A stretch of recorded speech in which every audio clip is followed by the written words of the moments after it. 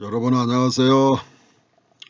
자라투스트라 67강인가요? 시작하겠습니다. 오늘부터는 퍼스트 파트 제1부를 이제 끝내고 2부를 시작합니다. 세컨드 파트, 세컨드 파트를 2부라고도 하고 또 제2권이라고도 하고 자라투스트라는 모두 1권부터 4권까지 1부에서 4부까지 이렇게 되어 있습니다. 1부의 가장 큰 주제는 신의 죽음이라고 이미 말씀을 드렸습니다. 신의 죽음의 의미가 무엇인가 여러분이 1부를 마치면서 정리를 해 보셔야 됩니다. 오늘은 세컨드 파트 제2부의 큰 주제는 그 힘의 의지라고 하는 그런 주제입니다. 여기 그림을 보니까 상당히 강인한 모습이네요. 이렇게 몸에 강한 의지, 이것은 무슨 그 살 육체만을 의미하는 게 아니고 니체의 철학에서는 몸이라고 하는 것은 지정의 통전적인 인격체를 의미합니다. 그렇기 때문에 눈에 보이는 이런 근육질만 단단하고 튼튼한 게 아니고 어떤 의미에서는 그 정신이 고귀한 것입니다. 그 정신이 튼튼하고 강한 겁니다. 그러면 그리스에서 정신이 튼튼하다, 몸이 건강하다는 것은 무엇을 의미할까요? 여러분이 그리스 신화, 영웅 신화 이런 걸 통해서 이미 아시겠지만은 그리스의 신화에 나오는 영웅들은 고귀한 특징이 있습니다. 신에 도전을 하지요. 신에 대해서 인간이 도전을 해요. 그것이 매우 특징적인 겁니다. 신이라고 그러면 껍죽 다 죽어 나자빠지기 쉬운데 그리스 신화의 영웅들은 신에게도 도전을 하는 거죠. 그 대표적인 그런 그 신화의 영웅이 프로메테우스 같은 그런 내용을 우리가 이야기할 수가 있습니다. 그 생명은 강한 힘의 의지일까? 이런 그 질문을 했는데 오늘 그 제2부의 주제에 큰 주제의 그 질문이 되겠습니다. 여기 2부의 그런 그 대표적인 그런 그 텍스트 본문이 무엇인가 이렇게 할 때 여기 이렇게 제가 좀 제일 중요한 곳이라고 생각하는 곳을 이렇게 인용을 해봤는데요. Only where life is there also will 이랬네요. 오로지 생명이 있는 곳에는 거기에 또한 의지가 있다 이렇게 번역을 할 수가 있네요. 니체의 그 문체의 특징 중에 하나가 부사나 동사를 자주 이렇게 문장 형식으로 그 앞에다 위치한달까 강조하는 방식입니다. 그래서 그 주어가 이렇게 후치한달까 이렇게 되는 모습을 취합니다. 이게 오로지 뭐뭐 하는 곳에 생명이 있다. 생명이 있는 곳에는 is there 거기에 also 또한 역시나 will 의지가 있다. 이렇게 아주 멋진 문장으로 CQ처럼 이렇게 표현이 잘 되어 있네요. 이거 will이라는 이 말은 뭐 할 것이다는 조동사가 아니고 여기서는 명사입니다. is의 주어인데 is there also를 강조하기 위해서 will이라는 주어 앞으로 이렇게 나아가게 된 거예요. 그것을 꼭 기억하시기를 바랍니다. 생명이 있는 곳에는 거기에 역시나 의지가 있다 이렇게 말을 했습니다. Instead 그런데 이제 자라투스트라는 니체는 대신에 이것을 그대로 말하려고 하는 게 아니고 이런 말 대신에 자기는 이런 말을 쓰고 싶다는 거예요. 힘의 의지라고 하는 것을 말하고 싶다는 거예요. Thus I teach you. 나는 그대들에게 가르치고 싶다 이거예요. 이유가 간접 목적어라고 그러면 the will to power가 직접 목적어가 된다고 볼 수가 있습니다. 그래서 니체의 그 철학의 가장 중요한 어떤 기본 백그라운드, 어떤 근거, 어떤 그 가장 중요한 그 토대가 the will to power예요. the will to power를 그 번역하면서 우리 국내 학자들도 여러 가지 말을 많이 합니다. 뭐 권력의 의지다, 권력 의지다, 힘의 의지다, 힘의지다, 뭐 등등 여러 가지 말이 있는데 다 뭐 그들이 주장하는 의미가 있다고 생각합니다. 근데 저는 또 이 원저작자가 니체가 여기 to라고 하는 전치사, 방향을 지시하는 전치사를 넣었다는 거. 그래서 힘의 의지다 이거예요. 그냥 의지가 아니고 힘의 의지다라고 하는 것을 저는 빠뜨려서는 안 된다, 중요하다 이렇게 생각을 합니다. 이게 여기 to 전치사가 매우 중요하다. 그냥 의지가 아니고 힘의 의지를 말한다 하는 것을 여러분들이 염두에 두시고, 힘의 의지라는 것이 무엇을 의미하는가, 이것을 꼭 그 포착을 해야만이 저 2부의 큰 주제를 정리하고 이해할 수가 있는 것입니다. 꼭 왜 힘의 의지라고 했을까, 그것을 묻고 스스로 한번 그것을 정리하고 또 제가 설명을 할 때 함께 해 주시기를 바랍니다. 그러니까 이걸 좀 정리한다면 only where life is there also will이라는 것은 니체의 어떤 철학적인 그 선배, 또 뭐 선생님, 스승이라고 그러면 쇼펜하우어라고 말할 수도 있는데 뭐 그의 쇼펜하우어의 그 주저가 의지와 표상으로서의 세계라고 하는 그 유명한 철학책이 있습니다. 그것을 니체가 젊은 시절에 헌 책방인가 어디에서 발견해서 읽고 가장 큰 감명을 받았다고 얘기합니다.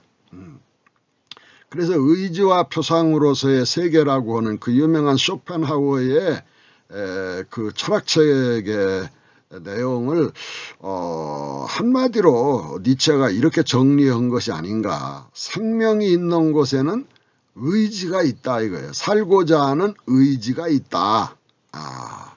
근데 이제 쇼펜하우어는 여러분이 아시다시피 살고자 하는 이 의지가 맹목적인 생의 의지라 이런 그 얘기를 하면서 어떤 생의 허무 이런 것을 그 부추긴 것이 아니냐 하는 그런 비판도 하고도 합니다만, 하여간 뭐 쇼펜하우어의 철학이 그런 허무주의인가 아닌가는 여러 그 논란이 있을 수 있습니다. 그러나 하여간 그런 비평도 일리가 있다고 볼 수 있어요. 왜냐하면은 니체 자신이 자기 스승 쇼펜하우어의 가장 중요한 생명 있는 곳에는 거기에 의지가 있다라고 하는 것을 그대로 이렇게 인용한 게 아니고 해석한 게 아니고 이렇게 the will to power라고 하는 힘의 의지를 이렇게 강조한 거거든요. 그러니까 여기는 그냥 살고자 하는 의지라면은 여기는 그냥 의지가 아니에요. 힘의 의지라고 하는 거죠. 그래서 the will to power가 힘의 의지가 도대체가 뭐냐, 이것을 이해하는 것이 자라투스트라 2부의 큰 주제를 이해하는데 중요한 핵심이 되는 겁니다. 이제 텍스트에 들어가서 그런 문제를 이제 대화해 보시기로 하고, 오늘은 좀 1부와 2부와의 그런 그 교양이라고 할까, 다리를 놓는 마음으로 이렇게 정리를 해봤습니다. 푸트노트에 정리해봤습니다. 자라투스트라 제1부의 큰 주제는 신의 죽음에 이어서 제2부의 큰 주제는 힘의 의지라고 해요. The will to power라고 해요. 니체는 지금까지 인간의 약한 마음을 지배해왔던 것은 신이다. 신발이 아니고 God. 어떤 하나님이라고 볼 수가 있다. 이렇게 합니다. 인간의 그 마음을 지배해왔던 것은, 약한 마음을 지배해왔던 건 강력한 어떤 전지전능한 절대자 신이라고 봤던 거예요. 그러니까 인간은 자신의 의지로 살아온 것이 아니고 신의 의지로 신의 노예처럼 살아왔다. 이렇게 볼 수가 있습니다. 이게 매우 중요한 거거든요. 인간이 자기 의지로 이렇게 건강하고 힘차게 살아온 게 아니고 거지같이 노예처럼 말이야. 신의 의지에 순종해서 복종해서 살아왔다 이거예요. You shall, 모든 종교는 계명을 가지고 있는데 그 계명의 방식이 you shall이죠. 그대들은 어떻게 할지어다 하면은 거기에 인간이 그저 뭐 찍소리 못하는 거죠. 엎으러지게 되어 있고 저러게 되어 있고 아멘하게 되어 있고 막 그대로 막 순종하게 되어 복종하게 되어 있는 거예요. 거지같이 노예처럼 복종을 잘하면 잘할수록 겸손하고 복받을 님이고 뭐 하여튼 온갖 좋은 것은 다 끌어다 붙이겠지요. 심지어 근대의 절대 이성, 절대 정신까지도 근세의 철학을 절대 이성의 철학이니 뭐 절대 정신의 철학이니 해겔 철학을 또 그렇게도 말하고, 해겔의 철학의 주저 중에 하나가 정신현상학인데 그 정신현상은 정신이라는 건 절대 이성, 절대 이성, 절대 정신 이런 걸 의미합니다. 그리고 그 절대 이성이 얼마나 그 위대한지, 현실적인 것은 이성적인 것이고 이성적인 것은 현실적인 것이라고 할 정도로 절대 이성, 절대 정신이 맹위를 떨쳤습니다. 절대 신이 우주를 지배하는 거나 똑같이 절대 이성, 절대 정신이 세계를 지배해 오는데, 지배했는데 현실적인 것이 이성적인 것이고 이성적인 것이 현실적인 것이라고 그렇게 현실과 이성을 등치시켜 가지고 말이야. 그 정도로 그 절대 이성, 절대 정신을 신처럼 떠받들었다 이거예요. 이걸 이런 것을 그 인간의 정신사를 꼭 이해를 해야만이 우리가 인생과 세계에 대해서 나름대로 사유할 수도 있고 이렇게 살아갈 수가 있는 거예요. 이런 얘기는 그 철학자들이랑 하는 얘기고 뭐 이런 식으로 하면 안 됩니다. 그래서 근대의 절대 이성이니 절대 정신까지도 신을 닮은 하나님의 형상이라고 할 수가 있다 이거. 이마고 데이. 왜냐? 신이 얼마나 그 똑똑하시고 전지전능하시고 엄청난 분입니까? 그런 분의 그런 분을 닮아서, 신의 형상을 닮아서 인간이 창조됐으면 신을 닮지 않겠어요? 그게 바로 이마고 데이라 이거. 이마고라는 것은 여러분 이미지나 마찬가지고, 데이는 이게 신인데 하나님인데 신의 형상대로 지음을 받은 것이 바로 이성이다 이거예요. 정신이다 이거예요. 영이라고 하는 거예요. 그래서 해겔은 정신현상학에서 자신의 철학은 곧 신학이다라고까지도 이렇게 그 표현을 했어요. 철학이 곧 신학이, 신학이 곧 철학이고. 왜 그랬어요? 하나님의 형상이 바로 인간의 이성, 정신을 의미하니까 철학이 곧 신학이고 신학이 곧 철학이잖아. 이 정도로 근대의 절대 이성이라고 정신이라고 하는 것은 신을 빼면 아무것도 아니에요. 그게 신학이 곧 철학이 된 것이라고까지 이렇게 좀 표현을 해볼 수도 있다 이거예요. 그러나 이러한 신적인 존재란 그 신이라는 이름처럼 우주세계를 진짜 창조하고 섭리하는 무슨 인격적인 살아있는 그런 존재가 아니라 그런 존재라는 건 있을 수가 없다 이거죠. 인간이 수많은 자연적이고 또 인간적인 놀라운 현상들이 있어요. 병듦, 재앙을 만나고 고통을 만나고 최종적으로는 죽음에 직면해서 인간 자신을 도와주고 의지할 수 있는 신적 대상을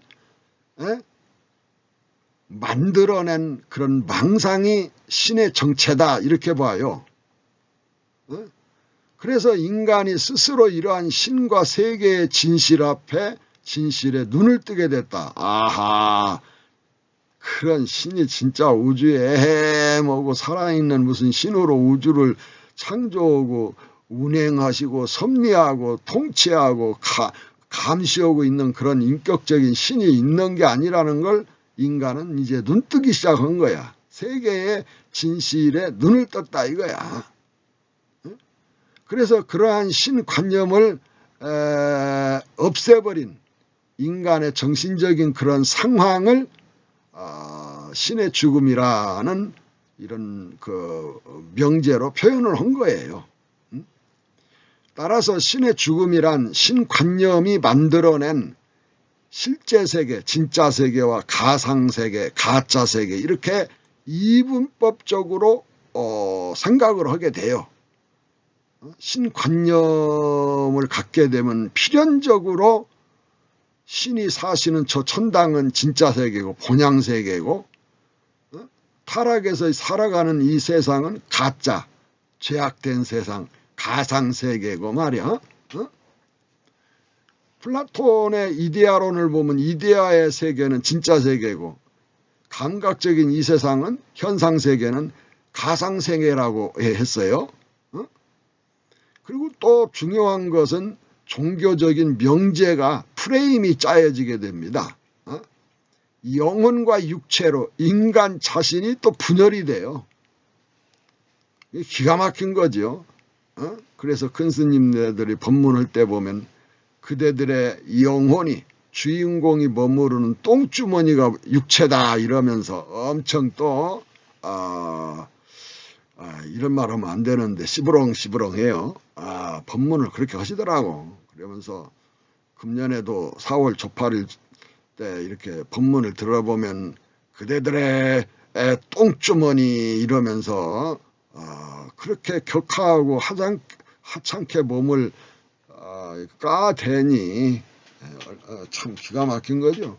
그러면서 그 육체 속에는 또 신비한 어떤 별도의 영혼이 있다고 생각을 해서 이게 이분법으로 이렇게 인간 존재를 난도질을 하는 거죠. 칼로 물 베는 것처럼 영혼과 육체는 따로따로 존재라고 하는 거예요. 정신병자하고 이거 정신분열증에 걸리게 되겠지. 그 영혼과 육체가 이렇게 나누어지고 이게 영혼과 육체가 이렇게 되면은 여기에 이제 내세관념, 전생개념 이런 것들이 다 생기는 거예요. 혹시 이런 저의 짜라투스트라 이 독해 강독을 함께하는 분 중에서 전생을 믿는 분이 혹시 있을지 모르겠어. 이게 어떤 증거도 없이 그냥 대충 그 얘기하면 훌륭한 사람이 책에서 말했다더라, 큰 스님이 말했다더라 뭐 하면은 그대로 따르는 사람이 엄청 많아요. 근데 내가 여러분에게 뭐 여기서 전생에 대한 이야기를 다 하려면 그것만 가지고 나 수십 시간 해야 될지 몰라요. 그런데 이제 간단하게 한 가지만 합시다. 우리나라 그 MBC인가요? 그 방송국에서 이름까지는 다 여기서 말하기는 좀 그러네. 그 유명한 그 정신분석학자인가 의사, 정신과 의사가 체면을 걸어서 전생을 체험하게 하는 그런 프로그램을 생방송으로 진행한 적이 있었어요. 근데 그 참 재미납디다. 이거 재미나니까 한번 들어봐요. 저한테 뭐라 하지 말고 제가 저한테 하지 말고 하는 거 그냥 웃기려고 좀 양념을 섞는 거라고 생각하세요. 이게 뭐냐면은 그 정신과 의사가 전생 체험을 하려고 하는 그 사람에게 이제 그 체면을 걸어서 전생을 여행하기 전에 의식이 있을 때 드립대 춘향이 사진, 이몽룡 사진을 보여주는 거예요. 그림으로 그냥 일부러 그린 놈을. 그걸 30분 1시간 이렇게 계속 이게 바라보고 하고 내가 전생에 저렇게 예쁜 춘향이처럼 살았으면 얼마나 좋은가 이런 생각도 하면서 그 그림을 보고 이제 체면에 걸어서 들어가게 됩니다. 그러면 그 사람들이 거의가 전생에 춘향으로 태어나 춘향으로 또 이렇게 둔갑이 돼요. 그래서 제가 좀 배꼽 잡고 웃은 적이 있었는데, 그러니까 저 체면 속에서 자기가 어떤 전생에 누구였다고 하는 것은 진짜 그렇게 전생에서 그런 사람으로 살았다는 걸 의미하는 게 아니에요. 지금 내 마음이 짓는 거예요. 그런 걸 왜 그렇게 이해를 못하는지, 그래가지고 전생이 정말로 있는 것처럼 말이야. 그렇게 찰떡같이 믿고 말하는 스님네들도 많고 그렇게 믿는 사람도 많아요. 인간의 어리석음은 끝도 밑도 커트라인도 없다는 거지, 참말로. 그래서 이 영혼과 육체가 이게 따로따로 있는 게 아니고 몸, 지정의 통전적인 인격체로 존재하는데 말이야. 그러니까 치매를 걸리면 자기 남편도 못 알아보고 아들도 못 알아보잖아. 왜? 기억이라고 하는 해마 속에 아들, 며느리 그 이미지를, 인격적 이미지를 담고 있는 부분이 망가지면은 자기 아들도 며느리도 몰라보잖아요. 인간의 감정, 정서, 사랑 이런 것이 지성, 지능 이런 것이 다 망가져 버리는 거예요. 그럼 무엇이 마음이고 무엇이 정신이고 무엇이 영혼이라 이겁니까? 영혼과 육체가 따로 존재할 수가 없는 거예요. 마치 우린 귀는 소리를 듣고 눈으로는 사물을 보고 코로는 냄새를 맡는 것처럼 기능상의 차이가 있어요. 역할의 어떤 본질적인 차이와 다름이 있을 뿐이지 영혼과 육체가 따로 있어가지고 한 집안에서 두 살림 차리고 말이야. 인간이 그렇게 무슨 정신분열증이 걸린 존재가 아니라 이거예요. 통전적인 존재란 말. 지정의가 통전적인 인격체란 말이에요. 근데 이 신관념을 갖게 되면 인간이 정신분열로 가게 돼 있어요. 영혼과 육체가 분리돼. 그리고 윤리학적으로는 선악의 감정을 이분법으로 갖게 돼. 선을 극단화하면 천당, 극락. 악을 극단화하면 지옥이 되는 거야. 이것이 참 근본적인 세계관의 문제예요. 그래서 신관념이 만들어낸 실제 세계와 가상세계, 영혼과 육체, 선과 악이라는 형이상학적 넓은 이분법적 세계관을 가지고 있는데 지금까지 그래요. 앞으로도 그럴 거야. 이런 이분법적인 세계관을 극복한다는 의미가 바로 신의 죽음의 의미예요. 그래서 신의 죽음이란 뭐냐면 여기까지는 알고 있어야 돼요. 실제 세계와 가상세계, 이건 형이상학적인 철학적인, 영혼과 육체 종교적인, 선과 악은 윤리적인 이 세 가지 부분에 있어서의 이런 이분법적 패러다임, 세계관이 바로 신관념이 만들어낸 세계관인데, 신의 죽음이라고 하는 니체의 철학의 중요한 이 태제는 이런 잘못된 이분법적인 세계관을 전복시키고 극복하는 것을 목표로 한다. 기획을 한 것이다 라고 하는 걸 아셔야 됩니다. 이제부터는 니체는 이런 이제 낡은 이분법적 세계관을 극복을 한 이후부터는 니체는 그대로의 세계와 지금 이 세상에 생사고락이 있잖아요. 그대로의 세계와 생명의 근원적인 그것을 갖다가 힘의 의지로 체험을 해요. 이 생명의 본질, 세계의 본질을 신에다가 걸어가지고 허위적인 생각을 하는 게 아니고 힘의 의지로 체험을 하고 현재 상태를 뛰어넘어서 항상 모아대니죠. 현재 상태를 뛰어넘어서 창조하는 지정의의 전인격적인 그런 인격체로서의 초인사상을 제시하는 거예요.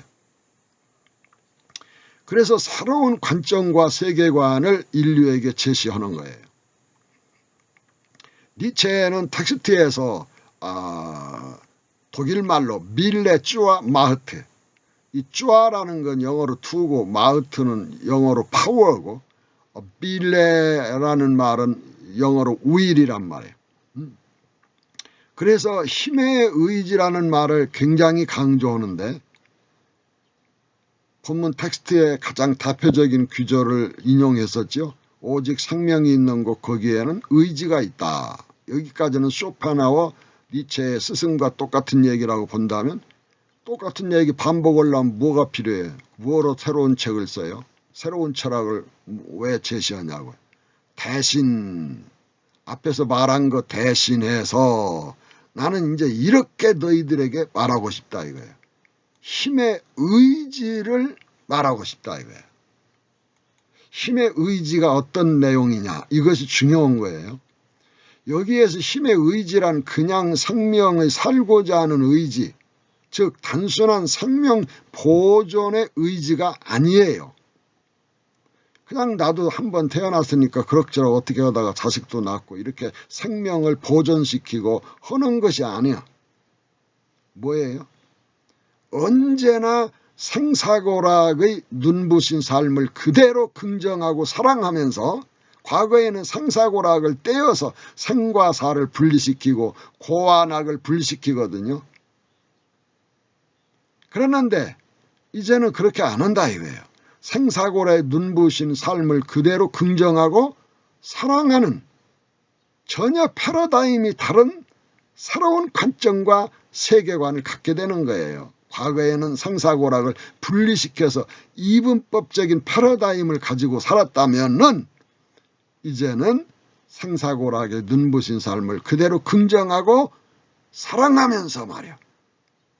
그러니 단 하나뿐이고 단 한 번뿐인 생의 궁극적인 의미를 눈뜨고 말이야. 창조해 나가는 초인의 강력한 의지를 말하는 것이에요. 이것이 힘의 의지예요. 그래서 힘의 의지란 내용이 뭐냐 할 때 많은 말을 해야 하지만은 이제 서두에 지금 2부의 인문의 초입에 들어서서 어떤 전체의 어떤 주제를 서론에서 약간 맛보기로 한다 할까?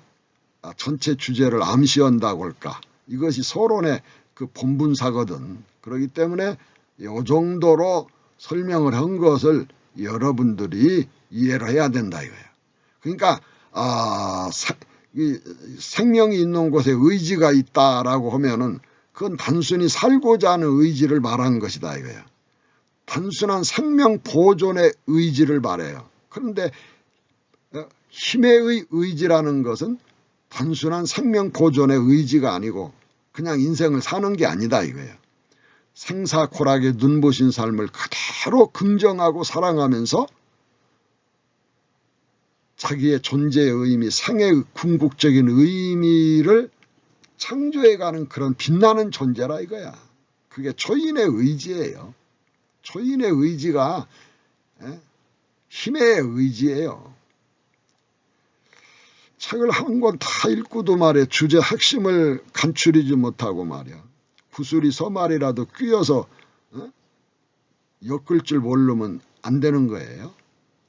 하늘의 죽은 신을 대신해서 이제 대지에 살아있는 초인을 제시하는 거예요.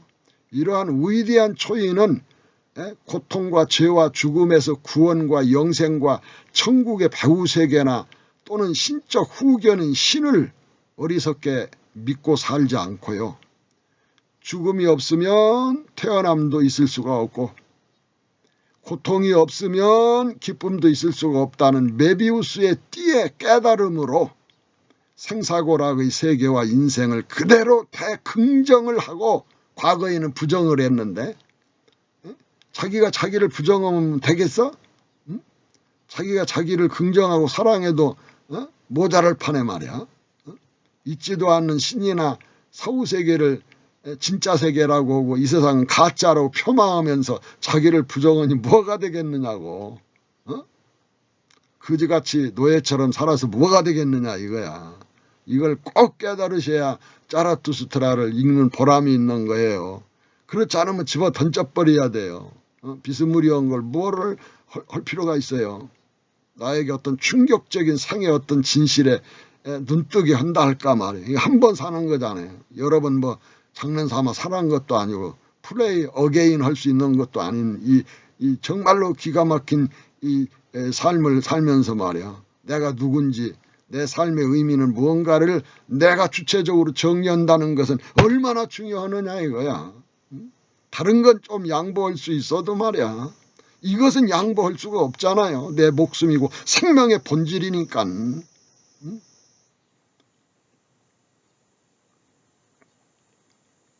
요컨대 생성과 존재 이분법적 세계관은 생성은 변화의 세계야. 존재는 변하지 않는 절대 세계라. 그래서 이 변하는 생성의 세계는 죄로 여겼어. 그냥 가짜로 여겼어. 변하는 것은 뭔가 잘못된 걸로 여겼다 이거야. 그 변하지 않는 영원한 것은 진짜로 보았어. 이게 생성과 존재를 둘로 나누어 봤어. 이게 생성과 존재의 이분법적 세계관은 생성소멸의 삶을 가상세계라고 하고요. 그래가지고 생성소멸의 현실적인 삶을 허무화시켜 무의미화시킨다 이거야. 그러면서 영을 분별한 동일자 절대신이나 이런 것은 막 절대세계 극락천당만을 참된 세계 이상세계라고 주장하면서 했기 때문에 니체는 이를 허위세계라고 전복을 시켜요. 진짜라고 하는 것은 가짜고 가짜라고 하는 것은 진짜고 이게 전복시키는 거야. 이제는 생성소멸의 삶의 무죄를 입증하고자 생성소멸의 삶이 죄로 평가절하 해가지고 진짜 세계로 보내준다고 사탕 발려먹고 온갖 종교 철학이 우리를 유혹을 해댔는데 니체는 그걸 이제 눈 떴어. 아하, 죽음이 있다는 건 생이 있다. 생사가 메비우스 띠구나. 고락이 메비우스 띠로 있구나. 너 없이 나 없고 나 없이 너 없고 말해. 앉는 것이 없으면 일어서는 것도 없고 밤이 없으면 낮도 없는 거 아니야. 여자가 없으면 남자 없는 것도 아니야. 그렇기 때문에 과거에는 이걸 모르고 생사고락을 나누어 봤다 이거야. 그런데 이제 깨닫고서 어떻게 해요? 생사고락의 생설소멸의 삶 그 자체가 눈부시다 이거야. 그래서 생성소멸의 삶의 무죄를 입증하고자 Unsure death bear dance 주 베바이센이라고 bear dance라는 것은 생성이에요. 생성의 unsure 무죄 그것을 베바이센이라는 것은 증명하기 위해서 알기 위해서 확증하기 위해서 니체의 짜라투스트라가 쓰여진 거라 이거예요. 생성의 무죄 생성소멸의 삶의 무죄를 입증하고자 너희들은 죄인이다. 그대로 살면 지옥 간다. 예수 믿고 천당 가라. 깨달음에 있지 않으면 너희들은 영원히 윤회의 삶을 돌고 돈다. 이러면서 윤회의 삶, 생사의 흐름의 삶을 얼마나 짓밟아버리냐 이거야. 열등하게 보느냐 이거야. 근데 니체는 이걸 전복시키는 거예요. 생성소멸의 삶의 무죄를 입증하기 위해서 Unsure death bear dance to 바이센이라고 유명한 독일 말은 생성소멸의 그 삶 자체가 거룩하다 이거야. 그래서 자라투스트라 제4부의 마지막 주제는 위대하고 눈부신 삶의 정오예요.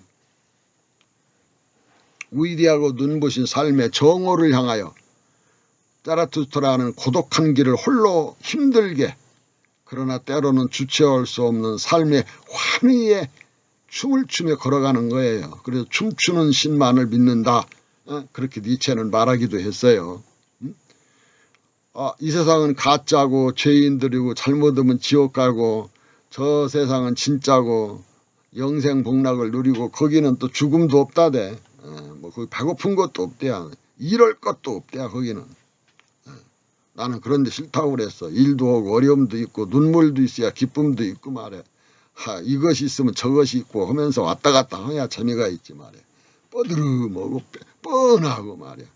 그런 게 뭐가 재미가 있겠느냐고. 참 기가 막혀요. 그래, 때로는 홀로 걸어가는 고독한 길을 그게 이제 생각의 산실이라고 보는 문학과 철학을 하려고 하는 사람은 고독한 길을 그것도 그냥 쬐끔 고독한 게 아니야. 심심하면 카페로 친구 불러제껴서 심심풀이 하고 말이야. 뭐 깔깔대고 웃고 하는 것이 다 잘못됐다는 건 아니야. 그것이 자기의 어떤 성격 개성이 되고 삶의 그 내용이 돼버리면 자기 삶의 진실 의미는 그냥 흐물흐물 손에 지운 물처럼 그 손가락 사이로 다 흘러서 빠져버리는 거지. 그래서 그냥 인생을 그저 아까 말했죠. 생명 있는 곳에 의지가 있다. 그러니까 그냥 살고자 하는 단순 그런 삶이 있을 뿐이지. 그러니까 will to power는 없는 거지.